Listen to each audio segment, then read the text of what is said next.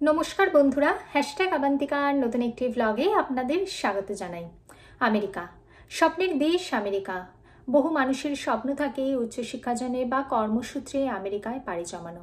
কিন্তু বর্তমানে আমরা দেখতে পাচ্ছি সোশ্যাল মিডিয়ার দৌলতে আমেরিকায় আসার মানুষের থেকে নাকি আমেরিকা ছেড়ে চলে যাওয়া মানুষের সংখ্যা নাকি বৃদ্ধি পাচ্ছে। কেন? আমেরিকা যা যুগে যুগে মানুষের কাছে স্বপ্নের দেশ ছিল, আজকে তার প্রতি মানুষ এতটা কেন বিরক্ত? কি হলো হঠাৎ করে আমেরিকার এমন, যেখানেতে স্টুডেন্টরা আসতে গেলে ভয় পাচ্ছে বা যারা ওয়ার্কিং প্রফেশনালস তারা রীতিমতো চিন্তিত, তারা তাদের দেশে ফিরে যাওয়াচ্ছে বা তাদের বিকল্প আমেরিকার বিকল্প কোনো দেশের কথা ভাবছে। কেন? আজকে আমেরিকাতে থাকার সুবাদে আমরা একদম কাছ থেকে দেখতে পাচ্ছি আমেরিকায় প্রবাসী বাঙালিদের মধ্যে কীরকমভাবে চিন্তার মেঘ ঘনীভূত হচ্ছে। সেই সমস্ত কিছুই শেয়ার করব আজকে আপনাদের সামনে এই ভিডিওর মাধ্যমে। তাই স্কিপ না করে পুরো ভিডিওটা আমার সাথে থাকুন। ভিডিওটি ভালো লাগলে লাইক করবেন আর অবশ্যই চ্যানেলটিকে সাবস্ক্রাইব করবেন। বর্তমানে আমেরিকার আসা মানুষের তুলনায় আমেরিকা ছেড়ে চলে যাওয়া মানুষের সংখ্যা আস্তে আস্তে বৃদ্ধি পাচ্ছে, অর্থাৎ রিভার্স মাইগ্রেশন হচ্ছে। এর কারণ উদ্ঘাটন করতে গিয়ে আমি কতগুলি সত্য উপলব্ধি করেছি এবং সেইগুলি শেয়ার করছি আপনাদের সাথে। প্রথমেই আসি স্টুডেন্টদের কথা। যে সমস্ত স্টুডেন্টরা F1 ভিসাতে আমেরিকাতে আসছেন তারা কিন্তু দীর্ঘদিন পরিকল্পনা করছেন, তারা এন্ট্রান্স এক্সাম দিচ্ছেন, তারা তাদের লোন নিচ্ছেন এবং আমেরিকার মাটিতে পা রাখছেন। আমেরিকার মাটিতে পা রাখার পর তারা দেখতে পাচ্ছেন যে একটু অর্থনৈতিক অসুবিধা, কারণ তাদের অন ক্যাম্পাস তারা সপ্তাহে 20 ঘন্টায় কাজের সুযোগ পাচ্ছেন, পার্ট টাইম কাজের সুযোগ আমেরিকাতে লিমিট রয়েছে। এর পাশাপাশি ওপিটি সংক্রান্ত কিছু কথা আমরা বর্তমানেতে শুনতে পাচ্ছি, যদিও সেটি এখনো আইনে পাস হয়নি, এবং কাজের বাজার সম্পর্কে চূড়ান্ত অনিশ্চয়তা। বর্তমানে আমেরিকাতে কাজের বাজারে অনিশ্চয়তা দেখতে পাওয়া যাচ্ছে, অনেক মানুষই কর্মনাশা হয়ে পড়ছে। এর ফলে যে সমস্ত স্টুডেন্টরা লোন নিয়ে আমেরিকায় এসেছেন, ভাবছেন যে তারা পড়াশোনা কমপ্লিট করে আমেরিকার কোনো কোম্পানিতে চাকরি করবেন, তাদের কিন্তু সেই স্বপ্ন বিফল হতে পারে বলে তারা আশঙ্কায় তারা ভুগছেন। অনেক স্টুডেন্টই চাকরি না পেয়ে শূন্য হাতে নিজের দেশেও হয়তো ফিরে যাচ্ছেন। এর ফলেতে অনেক স্টুডেন্টই আজকে আমেরিকার বিকল্প দেশ হিসেবে অন্য দেশের কথা ভাবছেন।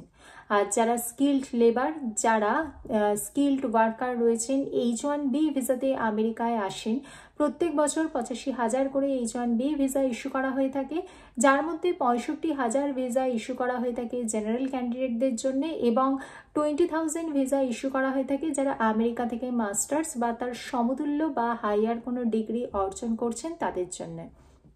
বিশেষত আইটি ইন্ডাস্ট্রিতে বা ফিনান্স সেক্টরে যারা কাজ করেন, বিশেষত যারা স্কিল্ড লেবার, তারা এই H1B ভিসার মাধ্যমে আমেরিকাতে আসেন।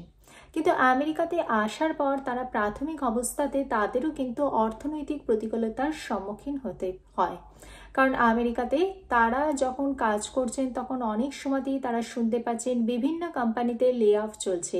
বিশেষত আইটি যে বড় বড় কোম্পানিগুলো রয়েছে সেই সমস্ত কোম্পানিগুলি থেকে, যেমন ধরুন মেটা, অ্যাপল, গুগল, মাইক্রোসফটের মতো বড় বড় কোম্পানিগুলি থেকে কিন্তু প্রচুর সংখ্যক লে অফ হচ্ছে।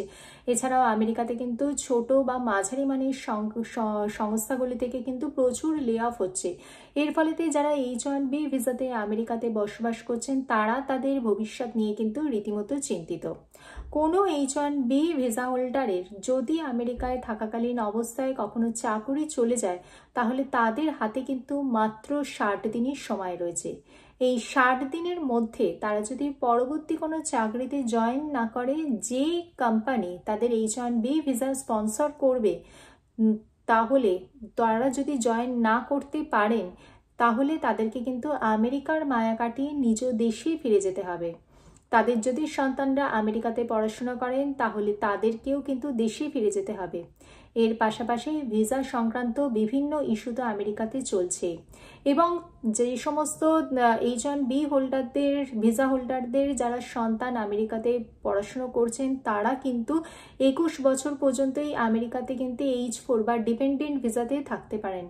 তার পরবর্তীকালে তাদের ভিসা স্টেটাস চেঞ্জ করতে হবে বা সেই সংক্রান্ত বিভিন্ন ধরনের সমস্যাতে কিন্তু তারা পড়তে পারেন। এর ফলেতে কিন্তু বহু মানুষ আজকে আতঙ্কিত। এছাড়াও যারা বর্তমানেতে বহু বছর ধরে আমেরিকাতে বসবাস করছেন, যারা এখনো গ্রিন কার্ড এখনো পাননি, তারাও তাদের ভবিষ্যৎ জীবন নিয়ে চিন্তিত।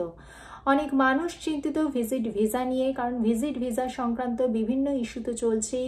আবার অনেক সময়তেই কিন্তু অনেক মানুষ নিজের দেশে যেতে ভয় পাচ্ছেন, কারণ ভিসা সংক্রান্ত বিভিন্ন ধরনের সমস্যা কিন্তু আমেরিকাতে প্রায় চলছেই, যেটা আমরা সোশ্যাল মিডিয়ার দৌলতে জানতেই পাচ্ছি।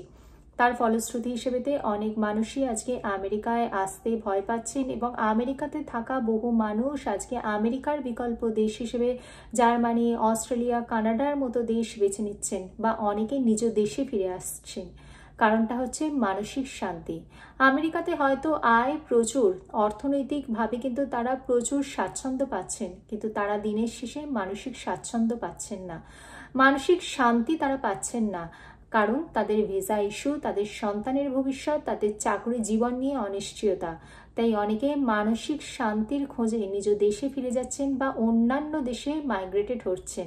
বর্তমানে আমেরিকায় আসার মানুষের তুলনায় আমেরিকা ছেড়ে চলে যাওয়া মানুষের সংখ্যা কিন্তু বাড়ার দিকে দেখতে পাওয়া যাচ্ছে, যেটা আমরা বিভিন্ন নিউজ চ্যানেল থেকে জানতে পাচ্ছি। এবং বর্তমানেতে যারা প্রবাসী বাঙালি আমেরিকাতে বসবাস করছেন, তারা কিন্তু তাদের ভবিষ্যৎ নিয়ে রীতিমতো চিন্তিত। এই ভিডিওর মাধ্যমে আমি আমেরিকার কঠিন বাস্তব পরিস্থিতি আপনাদের সামনে শেয়ার করলাম। এই ভিডিওর মাধ্যমে আমি কাউকে ডিমোটিভেট করছি না, যদিও সমস্তটাই আমার ব্যক্তিগত মতামত। ব্যক্তিবিশেষে এই মতামত অবশ্যই ভিন্ন হতে পারে। তবে আজকে আপনি পৃথিবীর যে কোনো দেশেই যান না কেন, প্রাথমিক অবস্থায় পৃথিবীর সমস্ত দেশে গেলে কিন্তু আপনাকে সংগ্রাম করতেই হবে। কারণ আপনি যে দেশে বড় হয়েছেন এবং যেখানে যাচ্ছেন নতুনভাবে বসস্থান স্থাপন করতে, দুটি দেশের কালচারাল প্রচুর ডিফারেন্সেস। সেখানেতে গিয়ে কিন্তু সেই কালচারকে আপনাকে ভালোবাসতে হবে, সেই দেশের মাটিকে ভালোবাসতে হবে, তবেই কিন্তু আপনি সেই দেশে থাকতে পারবেন। ভিডিওটি ভালো লাগলে লাইক করবেন, চ্যানেলটিকে সাবস্ক্রাইব করবেন। দেখা হচ্ছে পরবর্তী ভিডিওতে। ভালো থাকবেন, সুস্থ থাকবেন। নমস্কার।